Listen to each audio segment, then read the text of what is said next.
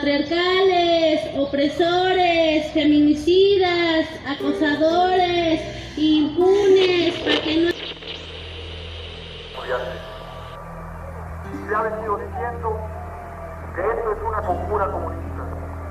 Se ha venido diciendo que los estudiantes son revoltosos y lo único que quieren es crear un caos, que son antipatriotas. No, señores. El movimiento estudiantil fue una respuesta clara, consciente a las agresiones de los cuerpos represivos del gobierno.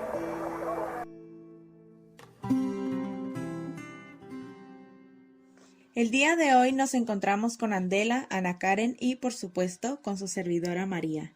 Bienvenidos todos. El día de hoy se hablará del cambio social. Esperemos que este tema sea del agrado de todos nuestros oyentes. Hola chicas, un gusto estar nuevamente con ustedes en un tema tan importante como es el cambio social. ¿Qué tal chicas? Me alegra volver a escuchar su voz después de tanto tiempo y como dijo Andela, qué mejor que hablemos de temas educativos y más que nada de temas que actualmente están en un constante cambio. ¿Ustedes conocen las teorías del cambio social? Bueno, les platico de las teorías sociológicas. En la filosofía iluminista de la historia han llegado teorías que han adoptado un paradigma holístico. Según el cambio social es el producto de los factores, causas, procesos, estructuras de carácter colectivo que dominan los actores individuales. La estructura funcionalista y la más reciente, sistémico-funcionalista, representan la versión más compleja y refinada, así como también las teorías que siguen el holismo metodológico. El cambio social es el paso de un orden a otro, de una totalidad que actúa sobre todas las partes. La sociología surge de la convicción de que el cambio social es el producto de determinismos que son leyes, históricas o sistemáticas. Lo que mencionas, María, esto me recuerda a lo que es el movimiento social, ya que es la conducta colectiva organizada de un actor luchando contra su adversario por la dirección social de la historicidad en una colectiva concreta. Y sus características surgen a partir de tensiones o conflictos estructurales en la sociedad. Y sus integrantes comparten una identidad expresada en objetivos, ideas e intereses compartidos. Ellos se articulan en torno al principio de la solidaridad colectiva y comienzan a crear redes de interacción con la comunidad y creen en la participación colectiva como motor de cambio social o de intervención social. Ellos gozan de una cierta estabilidad organizativa, ya que con frecuencia sus estructuras son horizontales y diseñan y desarrollan acciones colectivas coordinadas para el abordaje de conflicto. Por norma, su relación con el poder es conflictiva, ya que sus intervenciones ocurren fuera del ámbito institucional. Por ello, se diferencian de partidos políticos, sindicatos y grupos de interés, y también de grupos de presión. Y sus recursos predominantes son simbólicos más que materiales, y esto es debido ya que sus miembros y líderes son emocionalmente comprometidos. Es muy interesante lo que mencionas, y bien, también se interpreta que es una constante del pensamiento contemporáneo la reflexión en torno a la idea de modernidad. La importancia del análisis de la modernidad o de su crisis se sigue en gran medida del hecho de que constituye la puesta de largo, la presentación pública de los implícitos filosóficos que la ilustración. Y pues con ella, la misma filosofía moderna ocultaban tras el ideal de un conocimiento y acción racional.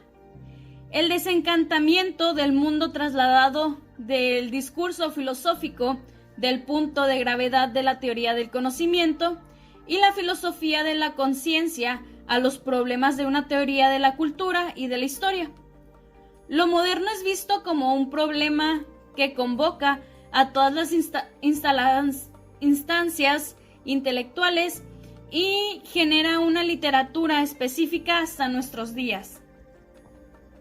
Al decir ese punto, Karen, está la contraposición de una cultura objetiva, dominada en gran medida por el ideal de racionalización, y una cultura subjetiva, impulsada por aspiraciones y demandas que giran todas ellas en torno al ideal de libertad y realización individual.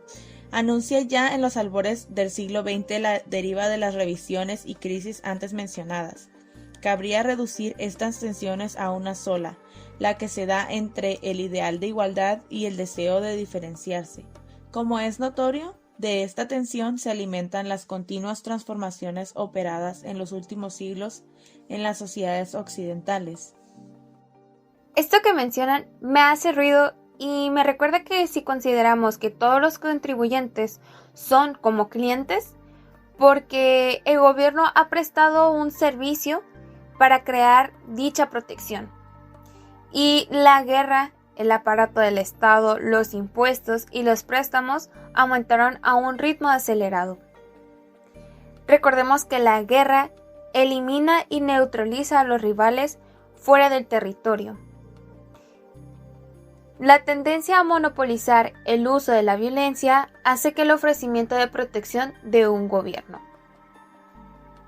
El monopolio estatal de la violencia a gran escala estaba pasando de la teoría a la realidad, y la relativa subordinación de poder militar al control civil, la excesiva burocratización de la vigilancia fiscal, la representación de intereses mediante petición y parlamento. La producción de violencia, según Lane, facilitó la creación de grandes economías de escala. Las personas que llevaban a cabo la construcción del Estado desarrollaron un creciente interés por fomentar la acumulación de capital. Las Fuerzas Armadas del Estado se convirtieron en algo relativamente cohesionado y permanente. La persona sobre el poder ese ejercido no es generalmente tan importante como otros titulares de poder.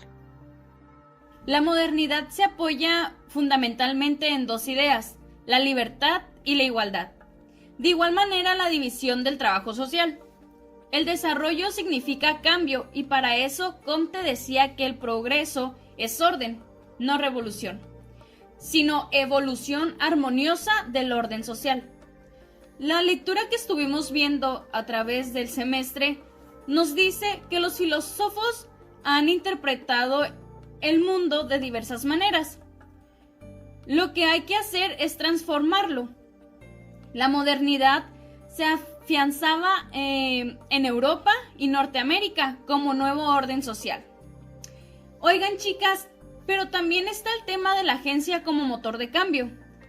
Según Amartya Sen, aquello que una persona tiene la libertad de hacer y lograr en búsqueda de las metas o valores que él o ella considera importantes. Esto lo decía Amartya, refiriéndose a la agencia como motor de cambio. Saben, Alejandro Martín en el año 2002 nos dice que la autodeterminación propone la necesidad de que el movimiento de las personas sea ejecutado de forma intrínseca, dando a entender que las acciones que se realizan de manera natural y no por deber u obligación dan un mayor sentimiento de satisfacción espontánea. Así como el control, se puede asociar con el locus de control de Reuter. Este concepto refleja las expectativas generalizadas de un individuo acerca de lo que determina las recompensas. Las personas que tienen un locus de control alto entienden que sus propias acciones determinan lo que le ocurre, mientras que aquellas que representan un nivel bajo creen más en la suerte y en el azar de todo lo que le ocurre en la vida. También piensan que sus vidas están determinadas por los poderosos y por último utilizaremos el concepto de autorregulación, siendo esta la capacidad de las personas de abstenerse a involucrarse en conductas que tienen costos para las personas. Al escuchar este tema podemos poner como ejemplo el movimiento del derecho al voto de la mujer mexicana. Este es un tema que sirve tanto como base al movimiento social feminista actual, que vendría siendo un movimiento influyente en el cual se refleja claramente las estrategias de inclusión social con los factores apropiados que nos mencionó Alejandro Puma en el 2002, que son las oportunidades, las normas de socialización y la agencia. El derecho al voto de la mujer en México se decretó y comenzó el 12 de febrero de 1947, con la publicación en el Diario Oficial de la Federación del Decreto de Adición en el artículo 115, para permitirles la participación como votantes y como candidatas, quedando establecido que en las elecciones municipales participarán las mujeres en igualdad de condición que los varones, con el derecho de votar y ser votadas. Sin embargo, fue el 3 de julio de 1955, hace 64 años, cuando las mujeres en México sufragaron por primera vez en una elección federal. Lo anterior derivado de la promesa de campaña que hicieron 2 años antes el entonces candidato presidencial Adolfo Ruiz Cortines. Fue el 17 de octubre de 1953. Una vez superado el trámite legislativo, el presidente Ruiz promulgó las reformas constitucionales para que las mexicanas gozaran de la ciudadanía plena. En las elecciones federales de 1955, las mujeres acudieron por primera vez a las urnas a emitir su voto. En esa ocasión se elegía a diputados federales para la 46ª legislatura. Pese a la importancia que tenía este evento histórico por ser el primer ejercicio de libertad de decisión de la mujer, la verdadera democratización de la ciudadanía tardó muchos años más en germinar, ya que la tradición estaba aún arraigada en nuestro país. Es por ello que tuvieron que pasar 24 años de que se reconociera el sufragio de la mujer, para que en 1979 México tuviera a la primera gobernadora estatal de Colima, Griselda Álvarez. El sufragio femenino significó el reconocimiento de la igualdad en la participación política. A partir de entonces, ha continuado la lucha de las mujeres por sus derechos a participar en la toma de decisiones del país. Y también se integra el reciente movimiento feminista que ha ayudado a las mujeres al día de hoy a alzar la voz por sus derechos, que comienzan a ser tomadas en cuenta y ser escuchadas. Eso es todo de nuestra parte. Muchas gracias por acompañarnos el día de hoy. Esperemos que este tema sea del agrado de todos ustedes que nos sintonizan y recuerden que todos formamos y contribuimos a los cambios en desarrollo. Nosotros somos el cambio.